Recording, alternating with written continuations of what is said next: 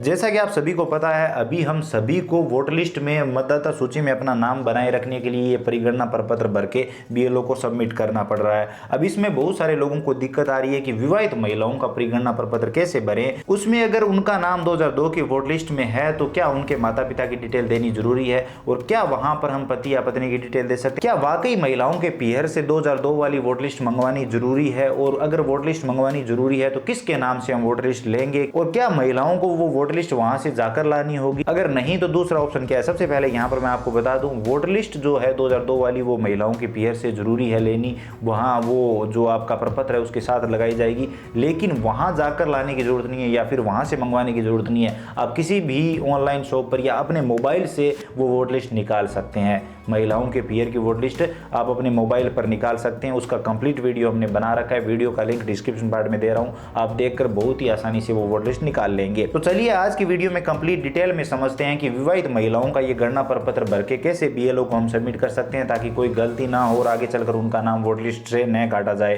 तो चलिए शुरू करते हैं। वीडियो को पूरा जरूर देखिए ताकि आपसे फॉर्म में कोई भी गलती ना हो और आगे चलकर आपको कोई दिक्कत ना आए। तो चलिए शुरू करते हैं। सबसे पहले यहाँ पर मैं आपको बता दूं, अगर आप ये वीडियो कंप्लीट देख लेते हो तो शायद ही आपके मन में कोई सवाल रहेगा। बहुत ही आसानी से विवाहित महिलाओं का ये गणना प्रपत्र भर पाएंगे।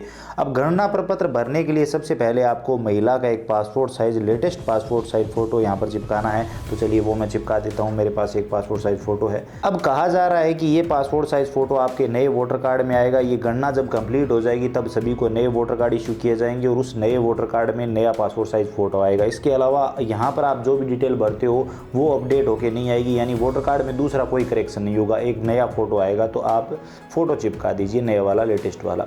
अब यहाँ पर सबसे पहले महिला की डेट ऑफ बर्थ देनी है। तो जो भी आधार कार्ड में जन्म तिथि है वो यहाँ पर आप कंप्लीट लिख दीजिए। जैसे उदाहरण के लिए मैं कुछ भी लिख देता हूँ, आप अपने हिसाब से यहाँ पर लिख दीजिए। तो ये मैंने एक डेट ऑफ बर्थ दे दी है। उसके बाद आधार नंबर वैकल्पिक है, अगर आपके पास है तो यहाँ पर आप दे दीजिए। तो मैं उदाहरण के लिए कुछ भी दे देता हूँ, आप अपने हिसाब से यहाँ पर सही आधार नंबर लिख देंगे इस तरह से। उसके बाद आपको मोबाइल नंबर लिखने हैं, तो मैं यहाँ पर मोबाइल नंबर लिख देता हूँ। मोबाइल नंबर लिखने के बाद पिता या अभिभावक का नाम, पिता का नाम ही देना है। ये बात आपको ध्यान रखनी है, महिला के पिता का नाम ही देना है। तो यहाँ पर पिता का नाम आप भरेंगे। उसके बाद पिता या अभिभावक के वोटर कार्ड नंबर अगर उपलब्ध हो तो, अगर महिला के पिता के वोटर कार्ड नंबर आपको उपलब्ध हो सकते हैं तो यहाँ पर आप लिख दीजिए, नहीं तो ये कोई ज़रूरी नहीं है। अगर है तो आप लिख दीजिए, आप पीहर से ले लीजिए। उसके बाद महिला की माता का नाम क्या है तो वो यहाँ पर आप लिखेंगे। तो यहाँ पर माता का नाम आएगा, तो यहाँ पर महिला की डिटेल आएगी। यहाँ पर पीहर से डिटेल आ रही है ज़्यादातर, यहाँ पर पति का कोई लेना देना नहीं है। उसके बाद महिला के माता के वोटर कार्ड नंबर अगर उपलब्ध हो तो यहाँ पर आप दे सकते हैं, नहीं उपलब्ध हो तो ये कोई ज़रूरी नहीं है। उसके बाद पति या पत्नी का नाम, महिला जैसा कि मैंने आपको बताया विवाहित है तो यहाँ पर पति का नाम आ जाएगा। अब पति का नाम वोटर लिस्ट में होगा, वोटर कार्ड नंबर होंगे तो वो वोटर कार्ड नंबर यहाँ पर अगर आप लिखना चाहें तो लिख सकते हैं, नहीं तो ये कोई ज़रूरी नहीं है। मैं उदाहरण के लिए अब समझा रहा हूँ, आप सही तरीके से यहाँ पर ये फॉर्म भरें। अब विवाहित महिला में आपको एक चीज़ ये ध्यान रखनी है, यहाँ पर पति का नाम आ जाएगा, उसके बाद पति के वोटर कार्ड नंबर आ जाएंगे। अब इन दोनों कॉलम में आपको बहुत ही ध्यान से देखना है। ये पहला जो कॉलम है ये अंतिम एसआईआर से भरा जाना है, यानी एसआईआर से तो वो हुई थी 2003 में और 2002 में। तो 2002 या 2003 वाली वोटर लिस्ट में अगर महिला खुद का नाम है तो महिला के नाम से आपको ये डिटेल भरनी है। अब कई बार क्या है कि 2002 में महिला पीहर में रहती थी, पीहर में उनका नाम है। कई महिलाएं 2002 में ससुराल में ही रहती थी तो ससुराल की वोटर लिस्ट में उनका नाम है, तो अब वो कैसे भरें, तो दोनों पर बात करेंगे। तो सबसे पहले यहाँ पर हम पीहर का करते हैं। तो अगर महिला का नाम 2002 की वोट लिस्ट में पीहर में था तो उस हिसाब से यहाँ पर आपको डिटेल देनी है। तो 2002 वाली वोट लिस्ट आप निकाल लेंगे। कैसे निकाली जाती है इस पर हमने कंप्लीट डिटेल में वीडियो बना रखा है, वीडियो देखकर आप वो वोट लिस्ट निकाल लीजिए पीहर वाली। उसके बाद उस वोटर लिस्ट में महिला का उस टाइम क्या नाम था, हो सकता है विवाह के बाद सरनेम लगाया हो, नाम में बदलाव हुआ हो। तो जब वो पीहर में रहती थी उस टाइम उनके वोटर कार्ड में क्या नाम था वो नाम यहाँ पर आप लिखेंगे। पीहर वाला नाम लिखेंगे तो महिला का नाम आ जाएगा, महिला का नाम। उसके बाद यहाँ पर उस टाइम महिला के वोटर कार्ड नंबर क्या थे, क्योंकि बहुत सारे लोगों के वोटर कार्ड नंबर अपडेट हुए हैं। तो उस टाइम जो वोटर कार्ड नंबर है वो आपको वोटर लिस्ट में मिल जाएंगे। वहाँ से देखकर आप वो वोटर कार्ड नंबर आप यहाँ पर दे सकते हैं। उसके बाद रिश्ते का नाम, तो रिश्ता पिता, यहाँ पर पिता का नाम हम दे रहे हैं तो रिश्ता पिता आ जाएगा यहाँ पर। उसके बाद जिला, पीहर का जिला, क्योंकि विवाह के बाद हो सकता है वो नए ज़िले में गई हो, तो यहाँ पर पीहर, उस टाइम पीहर में जब रहती थी जहाँ पर वोट था वो ज़िला यहाँ पर आ जाएगा। राज्य का नाम आ जाएगा। तो यहाँ पर कई बार राज्य भी चेंज हुए हैं शादी के बाद, तो वो पीहर वाला यहाँ पर डिटेल आएगी। तो यहाँ पर विधानसभा निर्वाचन क्षेत्र का नाम आप वोट लिस्ट में देखेंगे तो वहाँ पर आपको सबसे ऊपर विधानसभा निर्वाचन क्षेत्र का नाम मिल जाएगा, वो यहाँ पर आप लिख देंगे। उसके बाद विधानसभा निर्वाचन क्षेत्र की संख्या आपको वोटर लिस्ट में सबसे ऊपर मिल जाएगी, तो वो यहाँ पर जो भी दी हुई हो वो यहाँ पर आप लिख दीजिए। जैसे उदाहरण के लिए मैं लिख देता हूँ। उसके बाद बाघ संख्या, वो भी वोटर लिस्ट के सबसे ऊपर आपको मिल जाएगी, तो वोटर लिस्ट में देखेंगे और वहाँ से वो बाघ संख्या लिख देंगे। जैसे मैं देख लेता हूँ यहाँ पर। उसके बाद क्रम संख्या, महिला का नाम वोट लिस्ट में है, वोट लिस्ट में जहाँ पर नाम है उसके आगे ये क्रम संख्या लिखी हुई होगी, तो वो आप अपने हिसाब से जो भी है वो आप यहाँ पर लिख दीजिए। तो इस तरह से ये आपका फॉर्म कंप्लीट हो गया अगर महिला का नाम 2002 की वोटर लिस्ट में है और पीहर में है।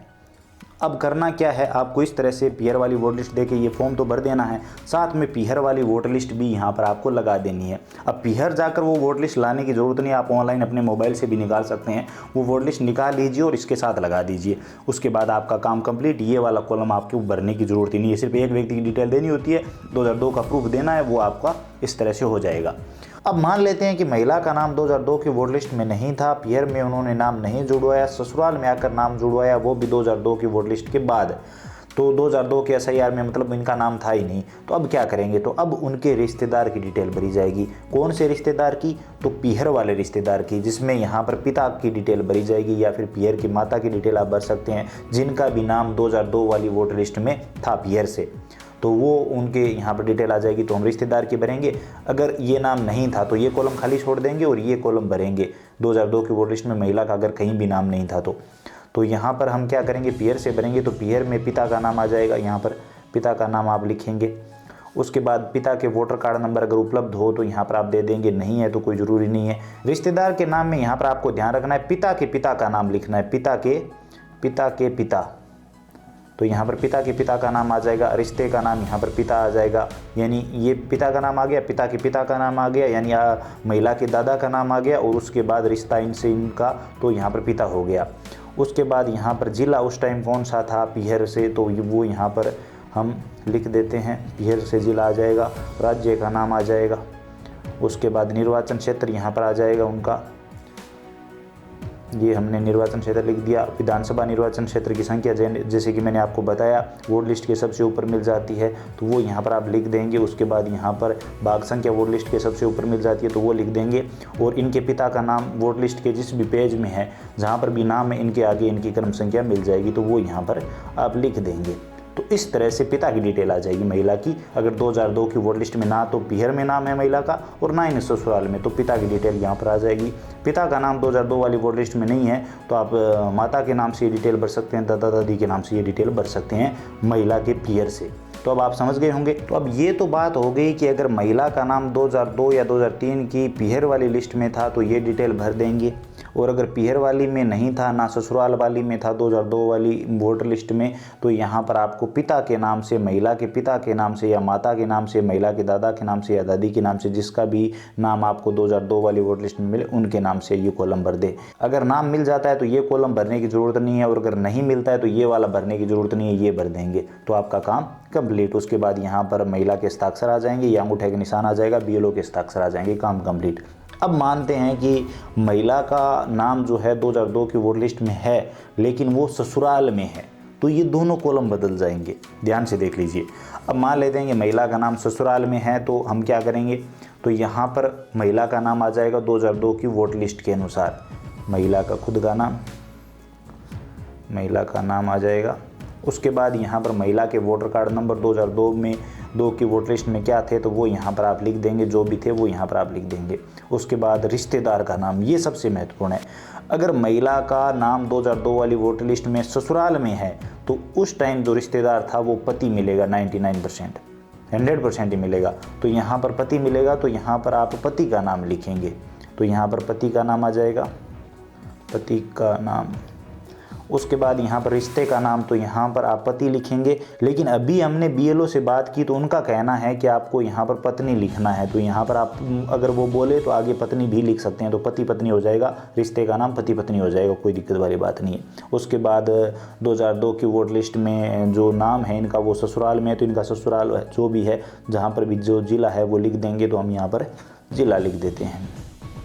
उसके बाद राज्य का नाम, तो ये राज्य का नाम आ गया। उसके बाद विधानसभा क्षेत्र का नाम आपको वोट लिस्ट के सबसे ऊपर मिल जाएगा, तो वो लिख देंगे, तो हम यहाँ पर लिख देते हैं। उसके बाद विधानसभा निर्वाचन क्षेत्र की संख्या सबसे ऊपर आपको मिल जाएगी, तो जो भी है वो लिख दीजिए। भाग संख्या आपको मिल जाएगी वोट लिस्ट के सबसे ऊपर, वो यहाँ पर आप लिख दीजिए। उसके बाद क्रम संख्या जो भी है वो यहाँ पर आप लिख दीजिए। क्रम संख्या जहाँ पर भी 2002 की वोट लिस्ट में महिला का नाम है उसके आगे क्रम संख्या मिल जाएगी, वो लिख देंगे। अब आपको ये कॉलम भरने की ज़रूरत नहीं है, क्योंकि महिला का जो नाम है वो आपको 2002 की वोट लिस्ट में मिल गया है, और 2002 की वोट लिस्ट में जो नाम मिला है वो ससुराल में मिला है, तो आपको ये वाला कॉलम, सिर्फ ये वाला कॉलम भरना है 2002 की वोट लिस्ट देखकर।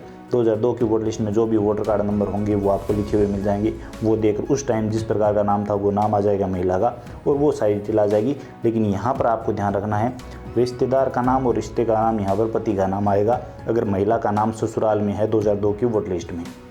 अगर ससुराल में नहीं है, पीहर में है या फिर कहीं नहीं है, तो आपको इस तरह से भरना है।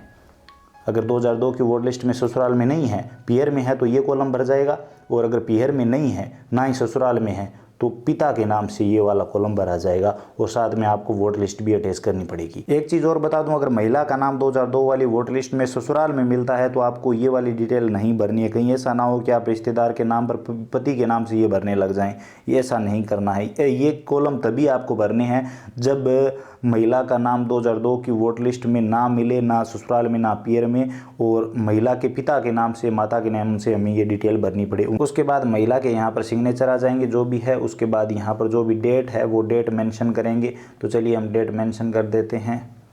उसके बाद यहाँ पर बीएलओ के हस्ताक्षर आ जाएंगे जो भी है, और ये प्रपत्र कंप्लीट हो जाएगा, ये आप बीएलओ को सबमिट कर देंगे।